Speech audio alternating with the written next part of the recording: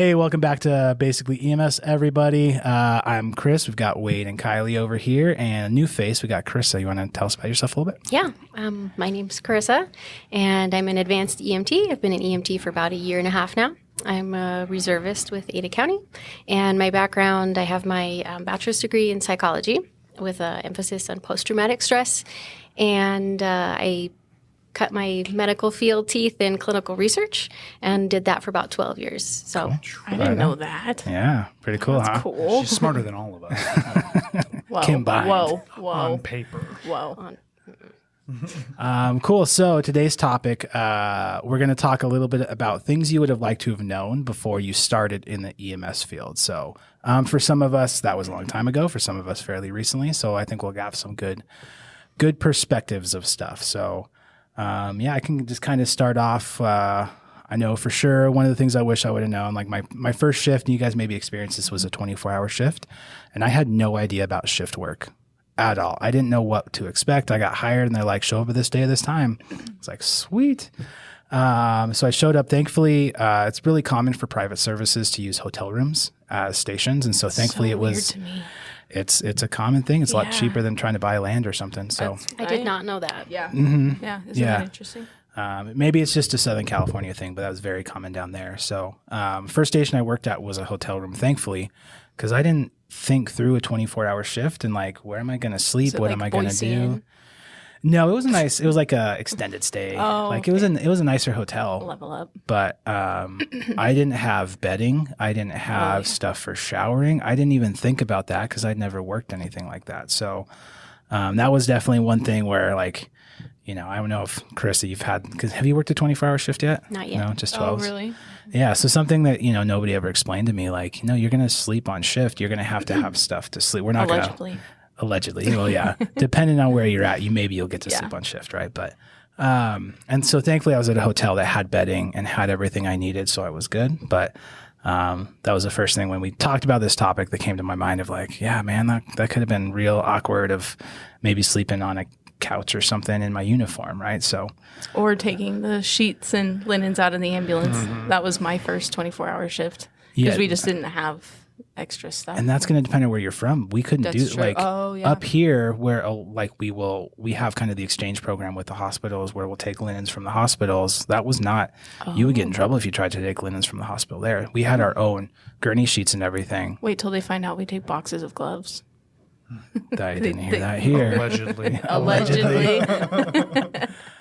Yeah. So what do you guys, what about you guys? What's something? Kind of piggybacking on that, one thing, I was prepared for my first 24 from a sleeping perspective because my wife is in the field. So she told me pretty soon, like, you're going to need something to sleep with. One thing I wish I would have known sooner, though, is really invest in your own sleeping comfort. Yes. Like, I was someone who was like, I'll just bring a pillow, a blanket in my bag, and maybe a sheet for sure to put down on this bed. It wasn't until like a year and a half later, I'm like, why am I torturing myself? Like, I had 3 pillows. Grabbing at the your end. extra blanket from the dude. house and extra and sheets. I had blankets for when I'm just sitting on the couch, Oh, you yeah. know? And so invest in your own comfort because that's something that you don't put a lot of stock in. And this is a field where you're going to be uncomfortable 90% of the time. When you can be comfortable, be comfortable. Yeah, make your bed. Yeah. That's what I always told my trainees. I'd tell them, I'd be like, get on shift, make your bed, get your space. Because we had dorms where we worked, which, it's your own.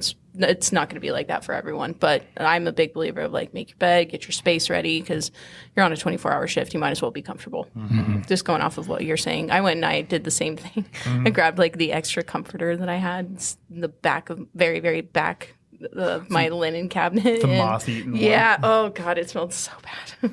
And then I just threw it in a bag. And then I was like, I actually deserve like a comforter. Yeah, a like- nice pillow. I mean, if you actually get the opportunity to sleep for 5 hours on a Yeah. shift, you should get 5 hours of good sleep. So, Yeah. I mean, we've worked with people that have brought sound machines, Fans. fans, Fans are a CPAP. big one. Working at a station with like bright lights. I started wearing a sleep mask to some different stations. I did bought one too. specifically for one certain station and just had it with my stuff. Exactly. You know you're what station I'm talking It about for blinds sure. you, burns your retina. I know exactly what station you're talking Yeah, about. and you will find out. Don't yeah, worry. You'll figure it out. But yeah, so those are the kind of things like I never would have thought about that. Like, because how are you going to know? Well, and food. Food too, yeah. Like, I think, and there are a lot of people in this field that are on like workout plans or, you know, whatever. They're counting their calories and macros or whatever that's called. But if you're not on that, it's not just meals. Like, I truly approached shift food like how I would snack and all that throughout the day. You can't just bring your meals. You got to bring snacks. And I'm a big believer of non-perishables so that they can rot in the ambulance while I'm on call after call, not eating it. Yeah. I would also like add to that too is don't bank on hospital snacks wherever you're at. If they have snacks, that's great and that's something you should utilize. But like, don't be like, I'm not going to bring lunch. I'll just eat beef jerky for the next 6 calls that I have. You know. I was gonna say hashtag not sponsored, but Jack Link's jerky sticks from the gas station got me through, and that's not a good thing. That's not the gas. Cholesterol. The Jacks. They're the gas station food is not it. So if you keep like non-perishables, you know, like I get the Costco like granola bars and like the fruit bars and stuff, and I just kept those in a bag. What about just- you, Charissa? just a little pick me.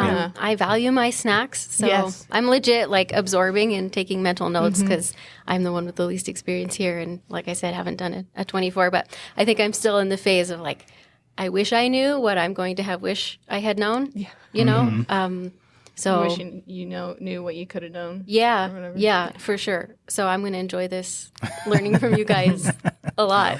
Yeah. Well, here's a pro tip for you. Speaking of snacks, the shift bag, or the not shift bag, sorry, the like rake bag. This is a very military thing. I do it because I get hypoglycemia and I'm not very nice when I'm hungry. Same. I'm the Snickers commercials were made after me. Yeah. And so you just get like a little backpack and you just keep it in the ambulance. People do it all the time. They keep like snacks in there. I guess this is a great time to talk about this sunblock. Having extra sunblock, fluid replacement like liquid IV, you know, like that kind of stuff in a little bag is priceless. When you're on a structure fire, excuse me, at like, 3 a.m., keep a book in there. That's what I did. Yeah. I mean, another consideration too is like prepare for the weather you're going to be dealing with. Those of us that went to paramedic school where we were given a very crappy like pullover softball coach jacket and it was still have not mine. warm. I got rid of mine the second I could. It's a windbreaker. But like That's all it is. Yeah. I was banking on that to keep me warm and not wearing like Under Armour layers or like, long underwear type stuff. And it makes a difference, especially when it's, 20 degrees outside. It's 4 a.m. and it's wet. you know? Yeah. And we Yeah. live in the high desert, so the winds here can be pretty brutal. Cutting.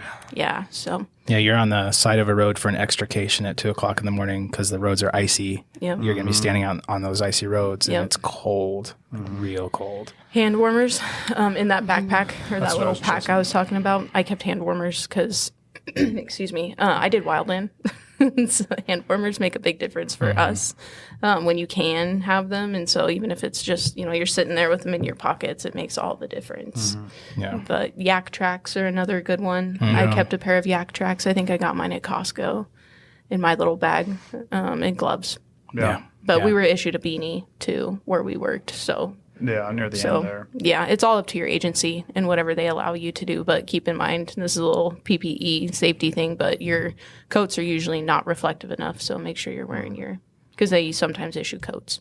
Yeah, that might be like a state requirement to have reflective stuff. I know in Idaho, if you're on a speed limit 35 or above, you're required to have reflective clothing, whether that be a vest or something. So that's why we had the vests that you were required to wear on anything above 35. Not everybody did it, but it is a state requirement to have reflective clothing on on any road that's 35 or above if you're out on it. So Makes sense. Maybe like the fire jackets typically have that, like the turnout jackets have those good reflective strips, but a lot of the time what's issued to the EMS personnel doesn't. So you may have to wear something specific beyond your normal coat. I'm stuck on clothes for whatever reason, but like it's really easy to talk about cold weather because it's cold outside. But other thing is bring socks for the summertime. Changing from wet socks into clean socks in the evening is a game changer. Well, Lieutenant Dan was really onto something, and I keep telling people that, like, not just for the trench foot side of things, but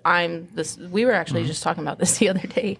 Like, I changed everything. I would do like a full undergarment swap and t-shirt swap when we could wear t-shirts in the summer. But like where we are again in the high desert, it's 110 degrees here sometimes. So having it's not just having an entire backup uniform is necessary. People who say it's not necessary, Not even just for weather. Like you're gonna get puke on you. You're gonna yeah. like having a backup uniform so you can Yeah. change out of that. Blood, all sorts. well, I mean, I've met a lot of like crusty people who are like, I don't worry about that. And I'm like, how? They're just hoping to get to go home. Yeah. Well, and that's fair. Oh no, something got in my eye. Another one, gas station food is a real high risk, high reward game. Just keep that It's in very mind. low fiber. Yeah, we were also talking about it today, and it's not the most pleasant of conversation, but like the side effects of coffee at work are not often timed appropriately. Well, so while we're on that topic, let's talk about potty breaks. Because going into the job, one thing no one told me was the potty break side of things. And that sounds so weird to bring up, but like you're not going to get to go to the bathroom whenever you want. You know, if you worked in food service, you'll be fine because you're used to being neglected as far as just your needs go. But I mean, EMS is really similar. Like when you're running calls, you might not get to go to the bathroom. So it's another thing. No one told me that. Yeah, and I definitely had the old guy like night call. Anytime the tones drop, I'm gonna pee before I go out, unless it comes out like a cardiac arrest or something. Like Sure. I'm gonna take the 30, 45 seconds to go pee real quick because I don't want to be distracted for the next hour just as I'm like holding in my pee. So Oh, it's the worst when you're on a critical call and you just have to go to the bathroom. yeah, it's really. And I've had plenty of partners. I don't know if you guys have that have used a patient's bathroom. Been there. And like, I'd rather just get it done at the station Yeah. real quick before. So we're all good. You mean you Everything's don't all like good. using 911 patients' bathrooms? No, I never have, thankfully. It's an experience. Yeah. I think I'd rather have it come out my eyes than use somebody else's bathroom on a call. Hey, you know what? I have no shame. I've used a patient's bathroom. That's fair. I have no shame. I mean, It was desperate. I have okay? used a urinal in the back of the ambulance because we Oh, were on and like you guys were making fun of we were me? on like a 4-hour like standby. It came out as a meth lab. It was actually like an explosives thing. It was like an FBI sting. It was weird. But we were there for like 4 straight hours. So there was no patient's bathroom to use. I'd been there, sitting there in the back of the ambulance for like 4 hours. So. I mean, I get it. We do what we got to do. I had a similar circumstance, but we didn't have urinals because I did a bad rig check that morning. Pro tip, emesis bags. Do your they rig- work real good if you need to. No. They trap liquid. As a urinal? Desperate times That's and what you measures. really need That's to know. why you If bring a get- Gatorade. If you get Yeah. anything out of this podcast, you can use an emesis bag as a urinal. Again, I'm learning. You're we welcome. so we much. can't. So much. Yeah, that'd be a little harder Yeah, for we you. can't do No, that. Maybe with I that can't. attitude. Yeah, well, they have those things that you can use for like camping and stuff for women. The shiwi? The shiwi. Yeah, I have one. Just always if you guys have seen Rat Race, it just always makes Oh me think, we need a jar and a funnel. It's like, We're gonna need a jar and a funnel. One of the things I thought of, I don't know if you guys experience this. I know you and I, Wade, we've chatted about it, but like the imposter syndrome Yeah. is so real. And that's something like I never had with my research job. Like, but oh my goodness. Like, wow. Being in front of people and having to perform while also being smart. The am I worthy to be here feeling. Yeah, more so like when you walk in, you're like, "Ooh, we need an adult," and then they all look at you and you're like, "Oh no, I'm the adult. I don't know why I'm Italian handing, but you're- that's how I feel. you took the 0 to hero route, which makes that even more you went straight to paramedic essentially, which Insane. depending on where you're at, that can be the case. Like Idaho, you're allowed to do that. Where like coming from California, they would not even accept your application without a year full time on an ambulance. I mean, I was or- pretty good on paper, so Well, and some Well, that's true. Some states require your advance too. Right. Some Yes. states won't let you go straight to medic. So Basic. if you do, it's going to be even more so because you haven't had that, that year or whatever experience to start to like kind of learn. But not that that goes away. Like No. either way, your experience is had by all of us of like, how did I trick them into letting me do this? Like, who did I fool? They offered me a job. Yeah. But like to provide solace with that at the same time, I think it's a good thing to be a little bit scared and really nervous because fear keeps you sharp. No one wants to be scared all the time, but like I also think that's a sign of. I've said this to plenty of students. You know, a good medic is the person who's like, okay, if this shows up tomorrow, what am I going to do? Right? Not sleeping. And it's 3 a.m. It's like, oh, now I got to get up in 3 hours. Right? But like that's the kind of anxiety and stress that this job warrants because if you're not thinking that way, you're going to miss something, and it's not just a well, darn, they're not going to get their whatever in the mail today. Right? It's someone potentially dying.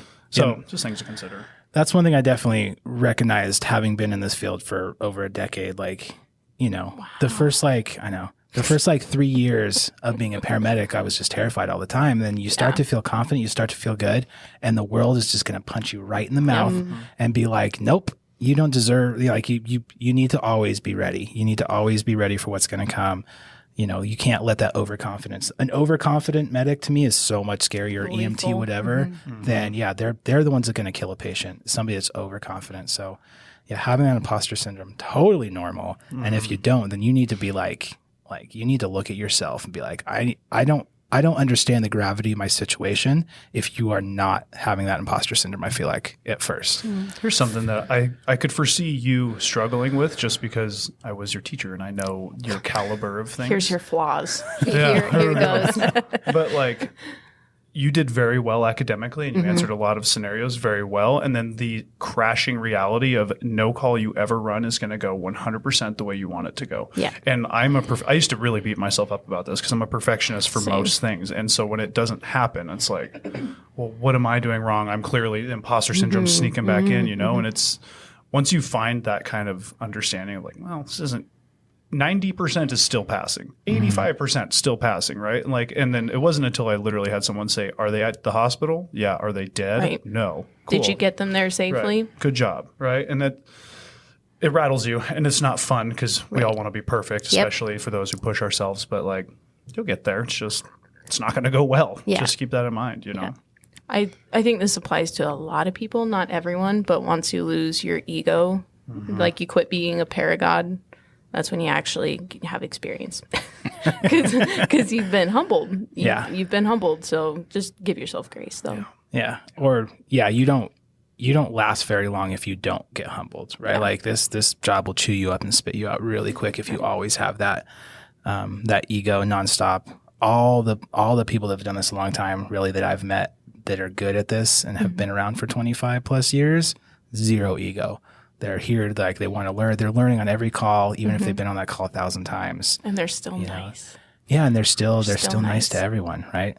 If you're not, you're gonna probably get chewed up and spat out real quick. That's one of the things I wish I had known is like how cool and supportive everybody is. Like from EMT school all the way through to with an agency. I think if I had known that, I would have been a little less intimidated. The people I've met have been amazing, you know, and I'm sure there are grumpies, you know, everywhere. I will say that you work in a good spot for that, like the mentality here is really good in Idaho. And you work for a good department that we really like want to build people up. That's not always the case. So if you're listening to this and you're new, you might have to unfortunately suffer through the old school, like earn your stripes, like, you suck when you're new kind of mentality. But I'm glad you say that because that's not what I feel like the new school is, and definitely in this area, it's definitely not the case. Yeah. I think that part of that too is the understanding of like a piece of advice I got from a medic one time who basically guided me to getting further along in a department was if you want to be seen, stand up. You want to be heard, speak up. You want to be appreciated, sit down and shut up.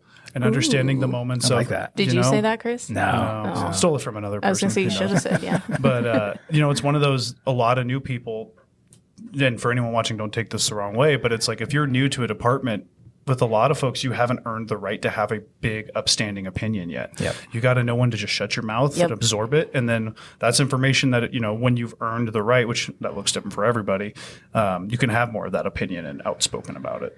Well, and especially with because a lot of EMS is very militaresque. You look at the police force or the fire department and, that's very much what it is when you're a probie. And I mean, at least where we worked, not as, I guess it was fair. It was probably more militaresque than a lot of other places, but it sucks. But you have to sit down and you have to shut up. And sometimes you just have to deal with it.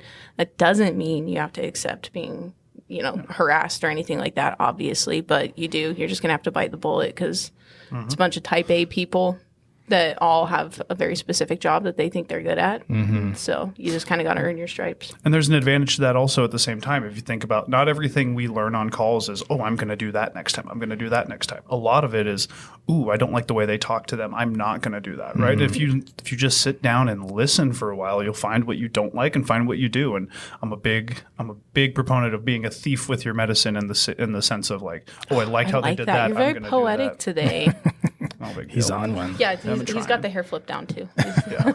But yeah, it's because I had one call in particular. It was with an advanced EMT, and it was a guy who had a suicide attempt, and it did not end the way the patient wanted it to. And this EMT is just berating this guy of like, I can't believe you would do this. This is so selfish, yada, yada, yada. It's like, I know I'm never going to talk to a person who's this low in their life like this ever again, like this guy wants to kill himself and we're basically making him feel worse. That feels counterproductive, but that's, to my point, just take away what you want to take away. And you can't do that if your mouth is open all the time. Yeah. That's one of you learn a lot more with your mouth closed than you do with your mouth open. And I think, that is definitely really resounding with people here. Cause we have, you've been there for a long time. You've earned that respect and you got to earn that respect when you're new. And, saying this as somebody whose job is to teach EMTs, you don't learn. I always tell people you learn in school. You're not learning to work as an EMT. You're learning to think as an EMT and be an EMT. You learn to work as an EMT when you actually get out in the field, and those are vastly different things. And so you got to go in and just be a sponge with your mouth shut at first. And I think that's a big thing too. Like if you come in with that humble attitude, you are going to find people that take you under their wing and they're going to want to build you up. If you come in with that bad attitude, they're going to write you off immediately and you're not going to learn anything and it's going to be really hard for you. But you can make some real good relationships and friendships and really learn from people here if you show the right attitude. That's the first thing you said to me the first day you FTO'd me was, you're probably a smarter medic than I am. I just know how to do this job. And That's true. That leveled me in a way. It was like, first of all, you don't know me, but then I learned is like, oh, I do not know what I'm doing out here. Like I know on paper, but I don't know. Yeah. Yeah, it's really humbling. We were talking about this. This is kind of in the same vein as that, and you'll appreciate this too. But with the whole respecting, it's you basically respect your elders and all that.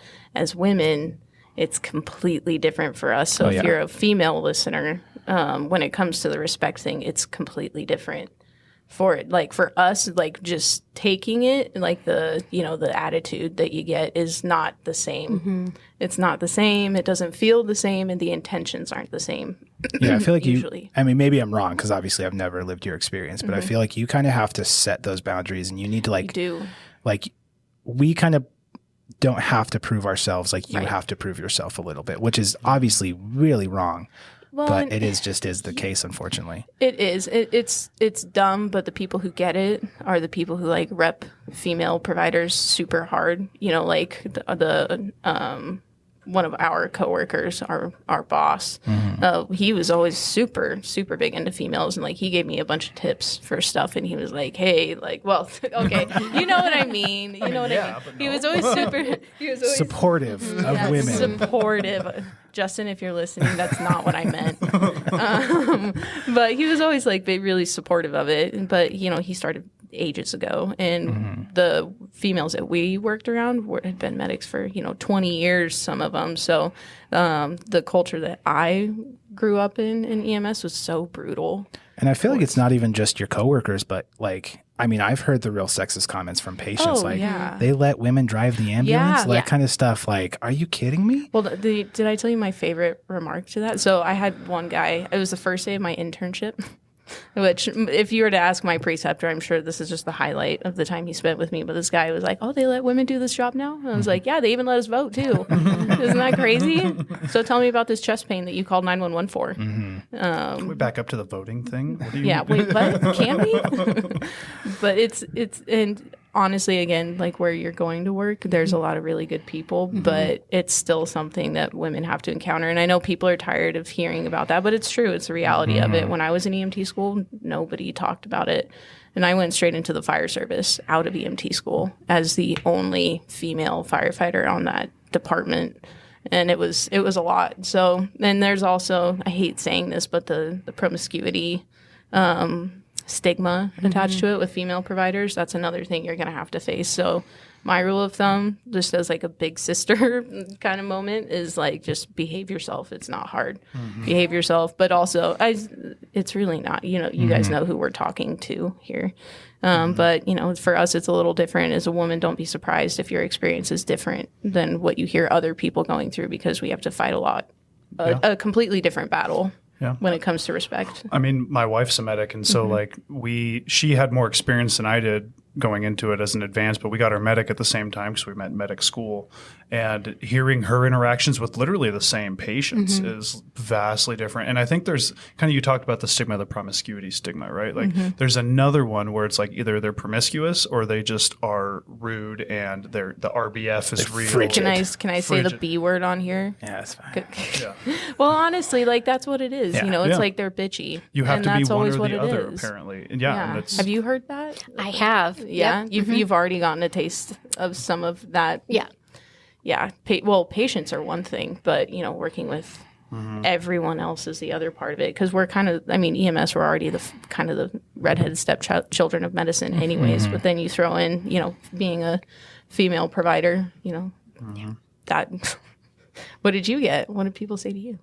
Not directly to me, but during part of my education, like comments of like, hey, just a heads up, like as a female in the industry, these are your two options. Try to not be one of those. Yeah.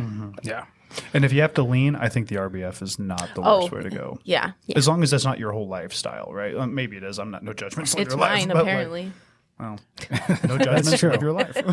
No, but I mean, and sometimes you do have to lean into it. I feel like probably especially do. as a woman, sometimes like we have, it's actually your mentor who, I was her FTO at one point, and she's like the nicest mom, right? She's just like real mom energy of just like really sweet, whatever. And I was real nervous that she was just going to get walked over. And sometimes, especially as a female provider, like people aren't going to step up to me like they would to you. And like, I specifically remember we were on a call for a patient who was in an auto accident, and police were like, well, he says he's diabetic. He seems intoxicated, but says he's diabetic. So we just want you guys to check in on that. So, we're in the back, we're doing whatever. And he starts to like mouth off to her. Just, cause it's a She female. read him the riot act. I turned around to like, I because love I don't let that slide, right? Yeah. Like most of us, we're just really, I feel like just nice people in general and really laid back, but I have my line and you don't cross it, and I'll let you know real quick. We'll pull out the dad voice or the mom voice. And I was ready to like, you don't talk to my partner, like turn around with my finger ready to go in his face. And she was already like, you do not talk to me like that. And she drew that line in the sand. He's like, oh, sorry. And after that, he was completely respectful. Also, never underestimate the moms. Oh, for sure. Because sure. when that comes out, you're like, okay. Yeah. I think there's just knowing that, like, I feel like there's such a customer service mindset at some departments. Thankfully, not where we have worked. Yeah. It's a little bit less, and I don't think that corresponds really well to the reality of what we do. And, like sometimes you need to let your patient have it, and you need to let them know, like, I am to be respected and you will respect me. And so I wasn't sure, like her specifically, like if she was in that mindset yet, because she was still pretty new, but she was right there. And I was so proud of her, and those are the little things that we don't teach in school. Like patient interaction, like, every patient interaction you're going to have with a mock patient is probably, they're going to be respectful. They're going to answer your questions. It's not going to be a drunk person telling you where to shove it, right? It's not going to be any of that where you're going to have to learn how to I need to get around this. I need to get what I need out of you. And I need to get you to treat me respectfully and be safe in this. So like, we don't we can't really teach that. So, that's a lot of what you're learning when you actually hit the field. I tell my students a lot, you're a public servant, not a public beating bag. Yeah. You have every right to defend yourself verbally. If it gets to it, I'm not saying I go swing on everybody you That's see. exactly. Or Heard it here, guys. Wade said. elbows lead. But yeah, like if someone's going to get after you and they're going to treat you a way you don't deserve to be treated, you have every right to say something back. Now just understand repercussions for words are there for everybody, right? But we've all had situations where it's like, oh, I cannot let you off this verbal hook. Like you've said something that, like Chris said, we've all got our lines. We're pretty laid back and easygoing, but you cross a line and you're going to find out real fast. Yeah. Don't provoke your patient, but don't let them just walk all over you. Yeah. And even on the medical side of things, things can get away if you're not leading that. Mm-hmm. Yeah. Well, and just on that topic too, like what people say to you. People say some horrible thing. So I hate to say this, but like, just wait, Carissa. Don't take it personally. Yeah. And that's what I was going to say. It's emotional resiliency, right? Or emotional distancing, I think is what our textbook calls it, is like emotional distancing. So, when someone is, which usually in this case, we're talking like psychotic episodes, severely intoxicated people, whatever, people that are altered usually to some extent. But they'll say some awful things. And one of the best things you can do is develop resiliency and emotional distancing, because it sucks. And I think a lot of people, because I'm sure you've heard, and this is not awesome, but they'll say like, I'm going to find you, I'm going to kill you, whatever. Like, I'm going to find you and your whole family. And you're like, what the hell? Like, it's crazy. But like, I think it sounds empty to people, but once you start hearing it, and it's scary because like, I've heard that from people, and it's been like me and you on a call by ourselves at, 3:00 in the morning at some hotel or whatever. And the things people say to you can really get nasty. I had a guy in a rap one time like threaten my whole family and this, that, the other, and this is like the 800th time someone's told me this. And I just remember I was sitting behind him charging like, Yeah, you're like, tell me more. Where do they live? Like don't provoke them. But it was one of those, like, as you get used to it, it's very much like, yeah, this is part of the ball game, I did tell someone, I was like, my grandma's from Ireland, so if you want to go find her, Good luck. be my guest. My family's from Belfast. Good luck getting past her. Fair. Yeah. But that's something I always warn my students about. Yeah. It's like, hey, just people are going to be rough. They're not going to be nice. Another poetic one for you that I tell a lot of my students is, and you've heard this before, planning is priceless. The plan is worthless.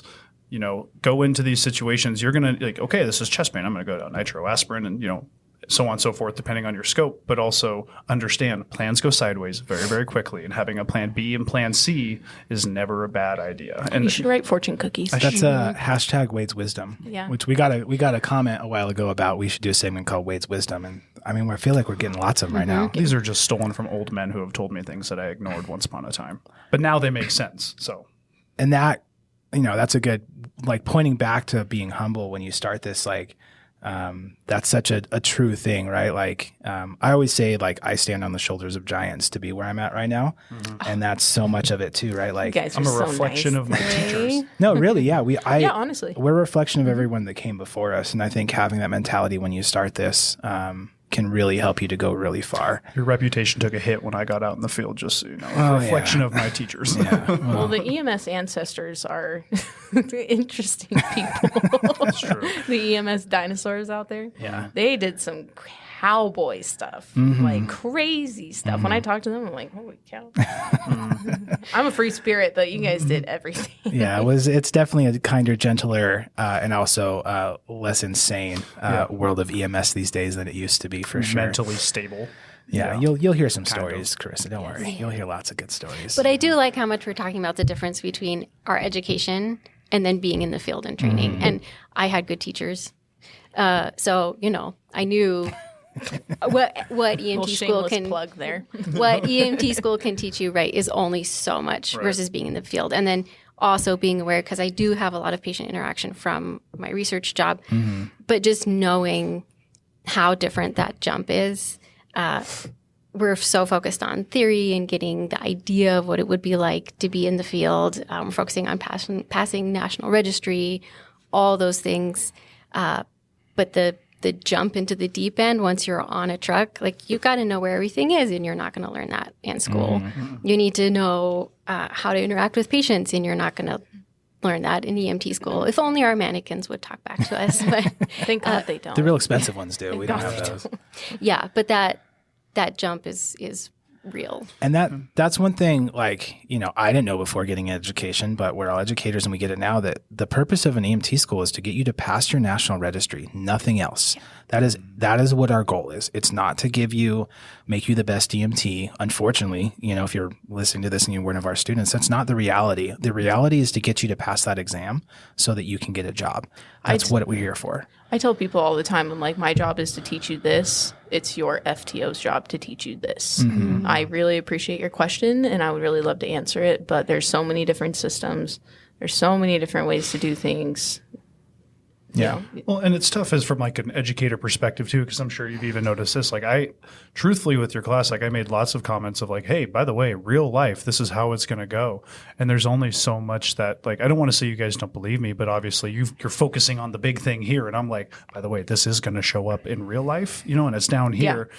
I try to give the little nuggets where I can without being too overwhelming. Until they see it, they don't see it, you know, and you're going to get more and more of this as it goes. And you're going to be like, you were right. And I'm going to be like, I told you so. And so it's really feeding into my own ego. So thank you for your experience and effort. Anytime. Yeah.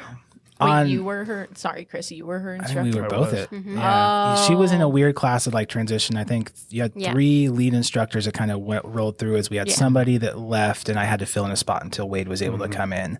I was in a boot when I was teaching you. Yeah.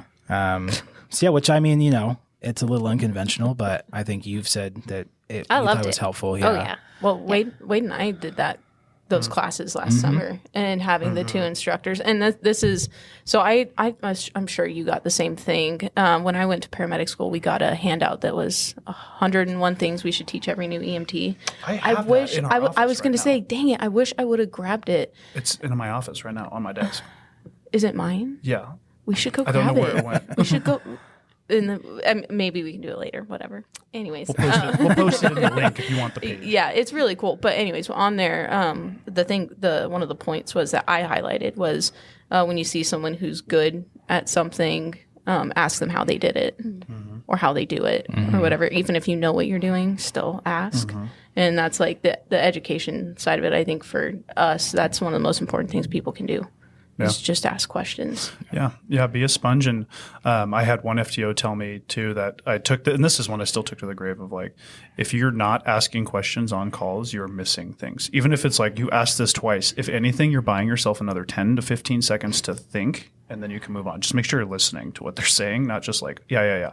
Anyway, what was that again? You know, you just like, got to flip the EKG over a couple of times and make it look like you're thinking. In my testing for the county, I was like, I'm going to listen to lung sounds to pretend like I'm doing something while I think. While I think about other said things. it out loud, like, which also think out loud when you're in class helps.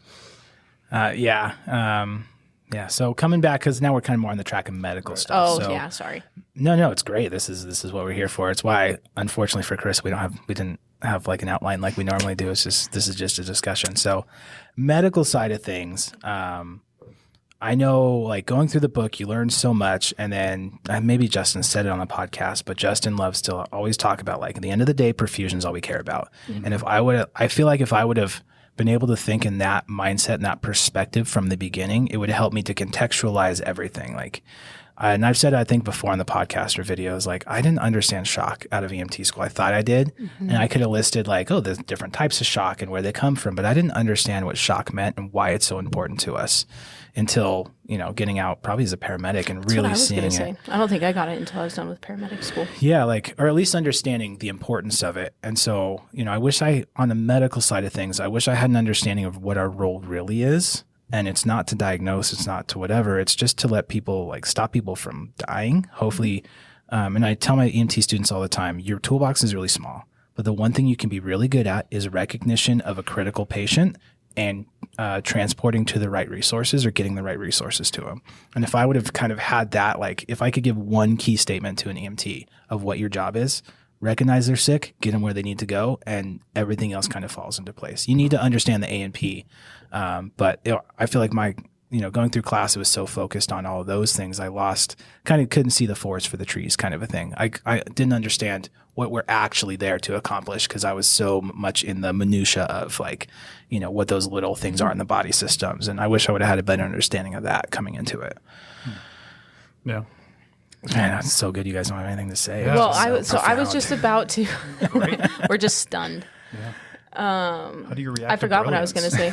So had an idea and then you ruined it. That's okay. Do you guys, on the medical side of things, is there anything that you guys now looking back are like, oh, I wish that I had, had a better understanding of that through Obstetrics. EMT school? Yeah. I don't know if this is like a medical necessarily on the super talk, but I kind of mentioned it last time when we were talking about cardiac arrest is like, that was a real epiphany slap in the forehead for me of like, cardiac arrest is the worst case scenario of any call you're going to run. Mm-hmm. Worst case scenario, you're running a code, right? Or you're involved in a code. And once you understand of like, oh, these are very, like step by step by step, you can start to, compartmentalize that a little bit. It took a lot of pressure off my shoulders. It felt like, cause it's like, I can run a code. Like, and I'm not saying that I want my patients to get there by any means, but it's also like, I know I can if we do get there and that's the worst case and we're going to be fine.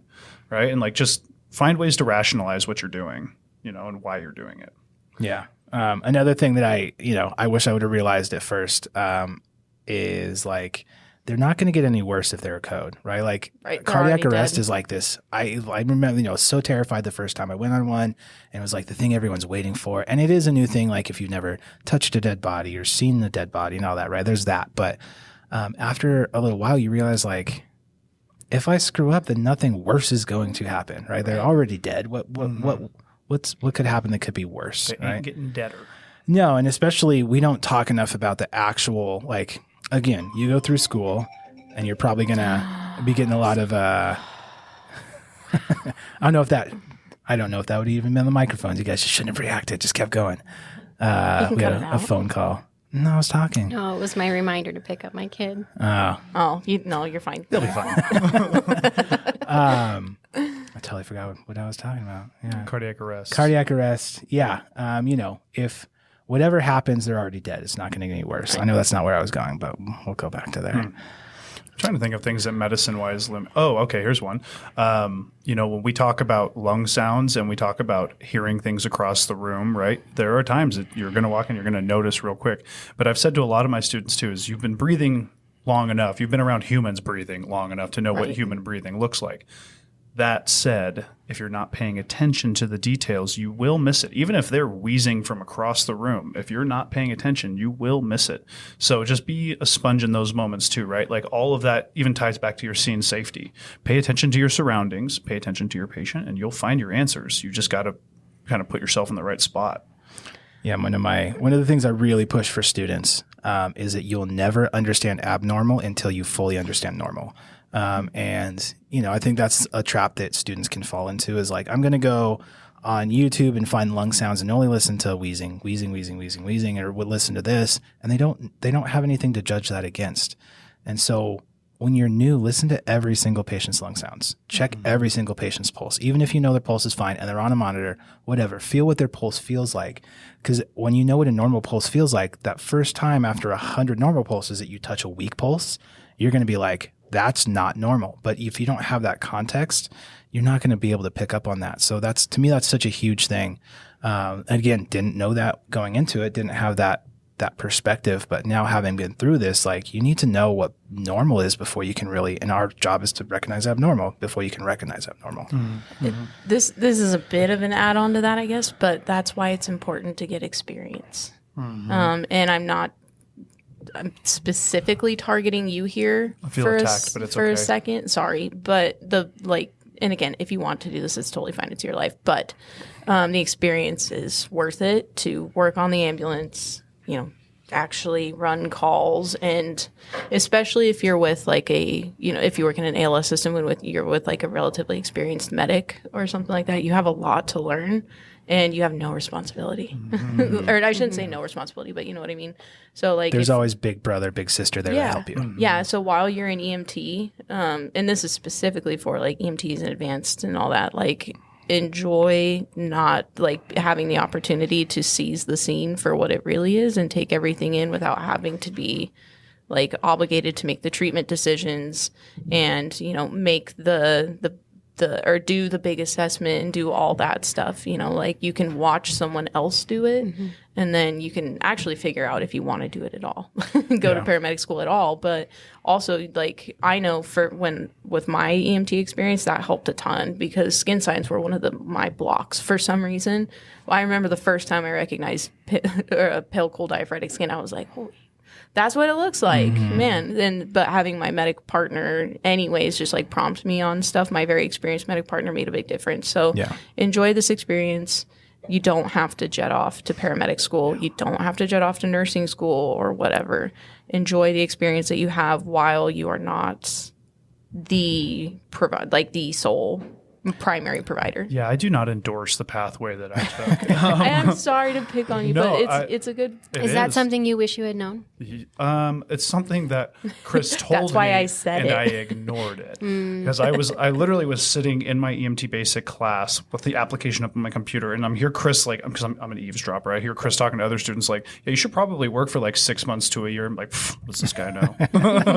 And then he writes my letter of rec, and I got in all the things because of him. But yeah, I don't endorse the pathway because it was one of those where I had a bachelor's degree in science and biology. So like the didactic was pretty straightforward for me in the first semester. And then we got to lab. And that was where it was very obvious, like my cohort colleagues or my fellow classmates who were, you know, actively working as advanced EMTs or regular EMTs. And they all had this like, oh, if this happens, you do that. And I'm like, where in the book are you seeing this? And they're like, the medic I just worked with last night told me that. And it's like, oh. And I mean, not to say it's impossible if this is, you know, a route you want, but it will do you favors to get some experience first. It's just, it makes it easier, especially like Kylee said, enjoy the process because getting to see things scot-free is a luxury that you don't think you have until you have it. And you don't have to write the chart. Yeah, that's gold too. That's money. Absolute best place to be. But were you going to? Nope, I'm good. I have another one though. Resources. Right, like we all are aware. Like we've talked about. Oh, there's the dive team. There's the high angle rescue team. There's SWAT for certain situations or hazmat or so on and so forth. Right, all these different teams. But just know what your options are. Right, like if you're in the middle of nowhere and you're like, oh, well, I guess I'm teching this in. This is gonna be a long one. It's gonna be rough. Remember, you have things like flight. You have things like resources you can contact that will give you help. Just make sure you're aware of what you have in your area because that's. It's one of the things. Can we take pressure off before we're in a pressure moment? Yeah. Oh yeah, make it the paramedics' problem. Yeah. That's what I tell my class all the time. Like when it comes to like, you know, unconscious hypoglycemics or whatever, that we're going to tell them to transport anyways. But I'm like, yeah, make it the paramedics' problem or like the flight nurse's problem. You know, like you've got options out there. Like that's what our philosophy always is. You know, we're like, we don't want this patient in our ambulance. We want them to be not our problem anymore. You know, it's the same thing for you guys. Yeah. Above our pay grade problems. Yeah. Yeah. Take it to the person that drives the expensive sports car so they can fix them. Yeah.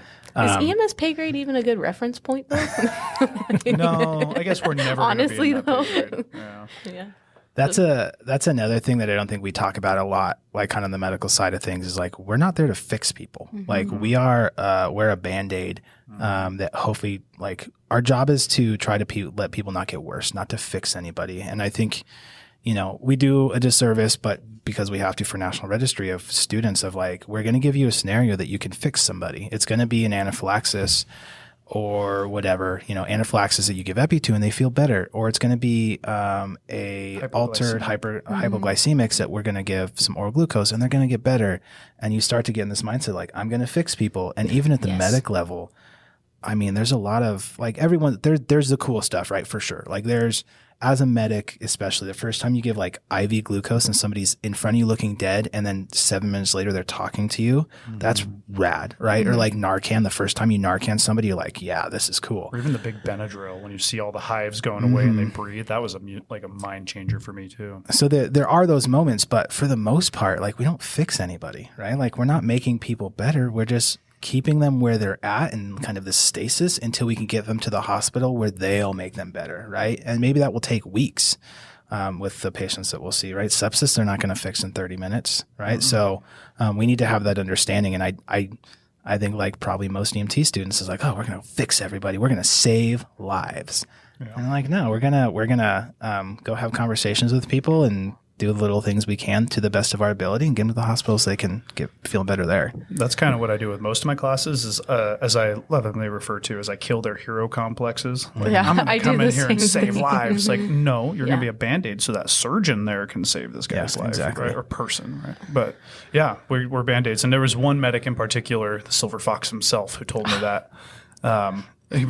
Just a gnarly call that he ran, and he basically told the doctor, like, yeah, I saved this dude's life. And the doctor said, respectfully, no, you didn't. I did. And it's like, oh. And I'd throw hands. But watching that, I'd throw hands for sure. Watching him be humbled, though, I'd be like, oh yeah, it was good learning, you know, like, and it also, like, to me, is like, if a guy who's this experienced and is this good at his job is willing to eat the crow and be humble about this, then I have no right in my recent experience to say anything otherwise, to argue. What do I know? You know. You got anything else to throw on those notes, Charissa? Nope, I'm all good. No. I was gonna say on the not saving people, it kind of goes into the other conversation of like taking care of yourself. Taking care of yourself, making sure that you realize that you can't save everyone and all that. I mean, I don't know about you guys, like what your experience with. Yeah, people die. And I mean, I can't say anything about EMT school because I talk about our boss. And I do.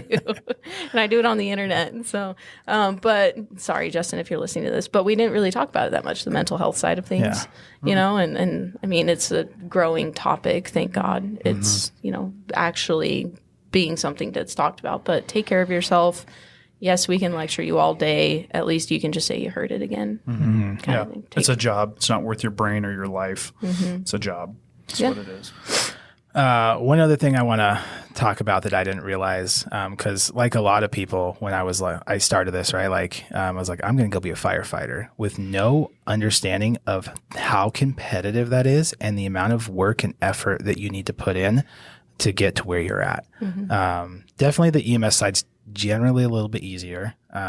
Chris is sitting here, might not recognize that because where you got a very competitive job.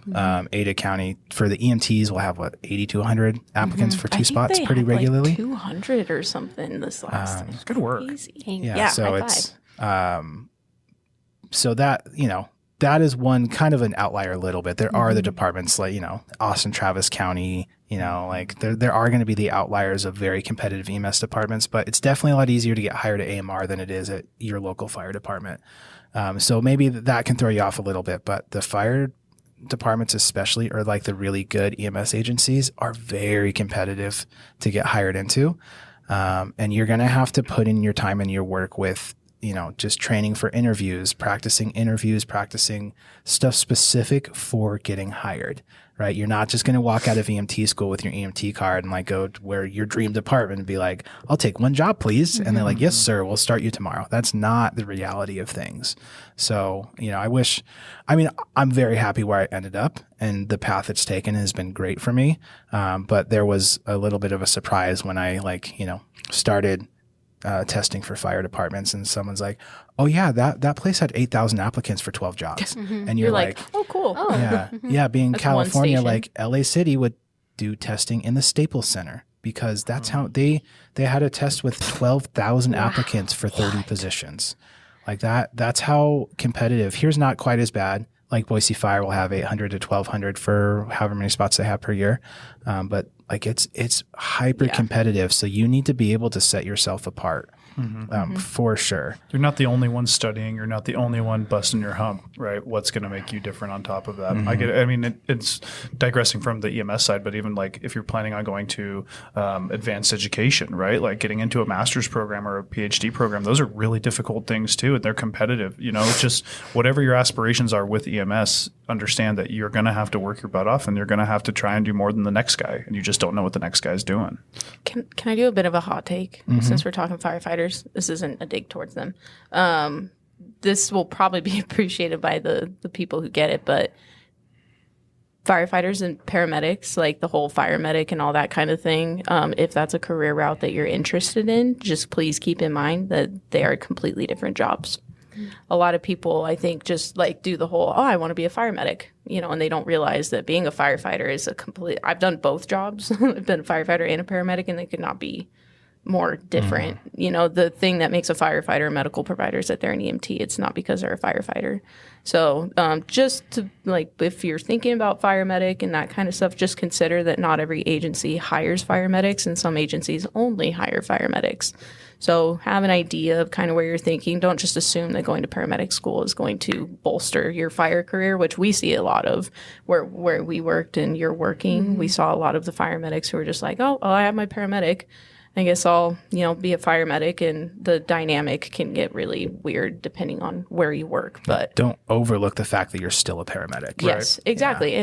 And that comes from, my own, I don't know, pride in paramedicine, but it gets, our thunder gets stolen quite a bit because of fire medics. And in all reality, a transport medic is completely different. Yeah. And not to say the fire medics aren't good at their job. There's a lot of I've had a lot of fire medics. It's like you changed this dynamic for me in a good way, But yeah, that is something we do see where people, I got my medic so I could be a firefighter, right? If you're going to follow the route, stick to the route, at least stick to your convictions as to why you're doing this in the first place. Exactly. Because if you don't, this place will spit you out, like you were saying. You got to know who you are pretty well, and you got to be willing to learn who you are along the way. Yeah, I had, because I wanted to go the fire route initially, and so kind of my thing, I got through EMT school, and I got an EMT job at a private 911/IFT service, and was doing that, and okay, I want to be a firefighter. What do I need to do? And so I kind of looked into what I needed to do, and I just started testing for places. If there were the 18 and breathing tests, as we call them, for fire, I was considering those, that you didn't need anything other than your EMT. And then I started, after a year on the ambulance, started testing for paramedic schools and testing for fire academies. And the first paramedic round, I didn't get in. I got waitlisted to one school and just an outright no for another school. But then I ended up getting in a fire academy. And so I got my fire academy stuff. And so still what do I need to do to get there? So I was still testing for fire departments and paramedic school. But once I got into paramedic school, I had been around enough fire medics that didn't take the paramedic side of things seriously enough, that my mindset was, I'm not going to be that guy. Just like you were saying, right? Learn what not to do, just like you learn what to do. And so my thing was, I'm going to go be 3 years as a transport paramedic, so I know just the paramedic side before I have to learn a separate job as a fire medic. And that's what I was going to say, is they are two different jobs. Be good at your job. If you're going to have a job that requires that level of my fire academy was hard. And I mean, anybody will tell you that fire academy was hard, but I'm here to tell you it was exceptionally difficult. Paramedic school was 1,000 times more difficult. And that's where I developed a healthy respect for and I'm not, like you were saying, it's not that you can't do it, but I wanted to be a good paramedic or I wanted to be a good firefighter, and paramedicine won. So it's just something to consider. A lot of people think that you have to do that, and that's not the case. Yeah. I have one more random thought, but you mentioned it earlier. Finish out with your random thought. Finishing strong. So you're going to be stuck with somebody for upwards of 24 hours. Oh, Wade's wisdom. Wade's wisdom is coming in, and it's legitimately wisdom. Can you hold on and be with somebody for 24 hours? Because not everybody's going to be your friend, and not everyone you're going to love being around, but you're stuck, right? Be personable to an extent. Also know your limitations. Just don't try to make waves. The more waves you make, the more you're on someone's radar. It's probably not where you want to be. And that even includes as much as for us at Ada County, we were partners. So it was me and one other person. That person could be male or female, right? You're going to be trapped with that person. If you have a weird thing with one of the genders or the other, you're going to have to squash that because you don't have a choice. Yeah. Chris and I, we worked at, Medic 2-2 together for a number of shifts, and it was just Chris and I in a station, and we're sleeping in the same station. We're cohabitating. Yeah. Yeah, and you're you're exactly at cohabitate. Be aware. Holding in a lot of farts. Held in a lot of farts for just you. gotta No, walk you got to watch away. the college humor thing about women farting. It's pretty funny. They wait till we're out of the bay. Oh, I'm Yeah, sure. exactly. Yeah. Then we go to the hospital bathroom. Okay. Yeah. That's smart. Yeah, that's There you go. Pro tip. Kylie's yeah, wisdom. Yeah, that's Kylie's wisdom. There is a designated EMS bathroom in every ER. Find it and take advantage of it because you don't want your station to stink. There's my wisdom. Fair enough. Yeah. Yeah, that's definitely something that you don't think about, that dynamic when you're getting into this. And really think about your partners. You know, you guys all have this experience. A 20-call shift with a great partner is a lot better than a 5-call shift with a partner you don't like being around, right? Exactly. So your partner can make and break it. Yes. So be that good partner for your partners, and so you know, so you can have a good day. Get to know them. Become if they're like palatable. But honestly, like that's on that sheet, that 101 things you should teach every new EMT. Get to know your partner so that you can tell when something's off. And you'll just have a better day. Yeah. You know, they can become your friend, and you're just hanging out It with doesn't friends. hurt to take or to like care. Yeah. Yeah. I just mean in general, you know, like just care about your partner. Yeah. I got one more last. I'm sorry. It keeps coming to me. If you're going to complain about something, give yourself a set window to complain and then be done with it, because it Yes. will ruin your entire day and it's not worth your time. Yeah. That's all I got. Have your freezer scream, you know, or your supply room pillow scream. Yeah, your pillow scream, and then move on with your day. Cool. Right on. Any closing thoughts from the ladies over there? Thanks. No? Cool. Did you learn something? I learned so much. Yeah, you're gonna be so solid on your next shift, and it's all us. Yeah, it's all not us. not because you're a Not all solid Kylie. person. I will yeah. give you full credit. Thank you. Yeah. Credit where credit's due, and that's us for sure. Yes. Cool. Well, right on. Thanks for being here, everybody. Thanks for watching. Thanks for listening. Check out everything else we got going on, and we will see you on the next one.